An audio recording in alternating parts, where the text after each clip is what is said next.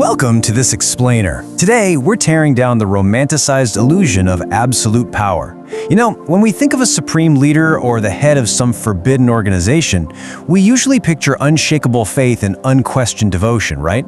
Well, scratch that. We're going to look at the cold, hard reality of what it actually takes to run one of these empires. It is highly clinical, and the logistics are absolutely high stakes. So, let's just dive right into it. We'll be looking at the business of belief and then climbing that organizational ladder, starting way down at level 1 with the aspirant, moving up to the recruiter, the financial architects, the inner circle, and finally, that terrifying reality at the very top, level 5, the golden cage. It usually starts with something as simple as boredom on a rainy Tuesday. Picture this. You're a talented speaker, you're sitting there, and it hits you. Truth is often just ones and zeros to the masses. You realize that honest work, well, it's really just a slow crawl toward a mortgage you're never going to pay off. That is the spark. It's that realization that if you can just manipulate belief, you can literally create value out of thin air. Now, what's really fascinating here is that running a forbidden cult isn't actually about faith at all. Crazy, right? It is entirely about mastering this completely sterile corporate concept called accounting gymnastics. Because look, you're building an empire on donations, and doing that requires an intense clinical game of high-stakes logistics just to make sure everything looks pristine on paper.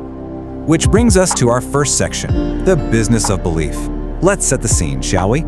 Think about the cinematic stage of absolute power that makes this whole level 9 enlightenment thing so alluring in the first place. Picture this. You're sitting on a hand-carved throne in a sprawling 14-acre compound. You're wearing robes that cost more than a mid-sized sedan, and there are literally 10,000 people chanting your name in the valley below. You spent 20 years building a family that answers only to you.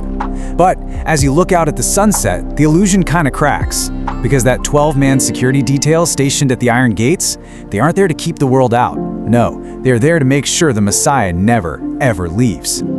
Okay, let's drop all the way down to the gritty foundation of this pyramid and see where everyone starts. Level 1, the aspirant, the absolute bottom rung. Down here, your cheap sandals fell apart days ago and your feet are just aching. As an aspirant, you are not a spiritual leader. Honestly, you're basically considered furniture. You're grabbing a scrub brush and making toilets shine like mirrors. We're talking 16-hour workdays for exactly $0, sleeping in a crammed room with 5 other guys, and you are always hungry. You're this invisible gopher fetching coffee, keeping your mouth shut while senior members test your discipline. You are taking all of the physical risk for absolutely no reward. I mean, if the police raid the compound, you're the one thrown in the back of the squad car, while the enlightened ones quietly walk out the back door. But let's say you survive. You pass that grueling discipline test.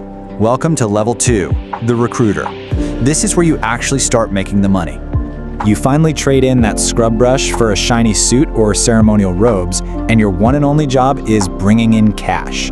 You run these outreach programs specifically targeting people who feel lost, and your goal is to convince them to donate their life savings to the cause. And this perfectly illustrates the organization's incredibly strict tax system. Every single week, you have to hand over a fat envelope of tithes to your senior lead. If you try to hide even a single rounding error of that cash, well, you're stealing from the family. And in this business, thieves get reformatted, or they just disappear. Assuming you keep your hands clean, we move up again to level 3, the financial architects, the magicians of reality. At this level, the game turns completely clinical. You aren't recruiting on the streets anymore. You are a master manipulator of numbers performing elite accounting gymnastics.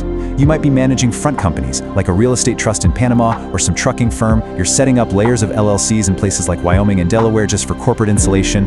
And you're using secret bank accounts in Cyprus, zipping funds around to make the money dance so fast, it basically becomes a ghost. Your job is to turn those street donations into tangible assets, making the Messiah's brand new private jet look like a perfectly legitimate business expense. Ascending even further, we hit level 4, the inner circle. You are now the consigliere. You are the third man in the big room. And get this, you're the only person in the entire hierarchy allowed to actually tell the boss he's wrong. To do this job, you manage a massive staff of exactly 63 people. We're talking IT, security, personal assistants, and their primary job is to provide insulation against frivolous lawsuits from former members looking for a payout. You are the one keeping this massive luxury machine humming. But, as you can probably guess, there is a massive cost to this kind of proximity to power. Despite your super high rank, you have absolutely zero peace. You are checking your car for trackers every single morning. You never ever sit with your back to the door in a restaurant. You live with this constant paranoid knowledge that a friend is really just a weakness that the feds can lean on. You are constantly looking over your shoulder. And finally, we reach the very top of the pyramid. Level 5, the Supreme Leader, the Golden Cage. Up here, you are the father. You're the ghost at the top, whispering orders that make rivals disappear in 3 days, all without ever touching a single dollar bill. No one even dares to meet your eyes when you kneel on your raised platform. But the crucial takeaway here is this absolutely brutal paradox. Think about the aspirant, way down at the bottom, taking all the physical risk for zero reward. Contrast that with you, the Supreme Leader. You take all the wealth, yet you have zero freedom and zero peace. The stark reality of Level 9 enlightenment is that you haven't actually walked a city street in 20 years. Instead, you find yourself completely isolated, standing in your own empty 60-seat home theater at 3 a.m. And this brings us to the ultimate twist of this entire organizational structure. Because you are the only one who knows where every single dollar and every single secret is buried, you are no longer a person. You are an asset. And more importantly, you are a very, very expensive loose end. The only sound in that empty theater at 3 a.m. is the mechanical hum of your own security cameras tracking your every move. They stop when you stop, they follow when you move. It proves that you have absolutely no free will left. You're really just a number being moved to a different column on someone else's spreadsheet.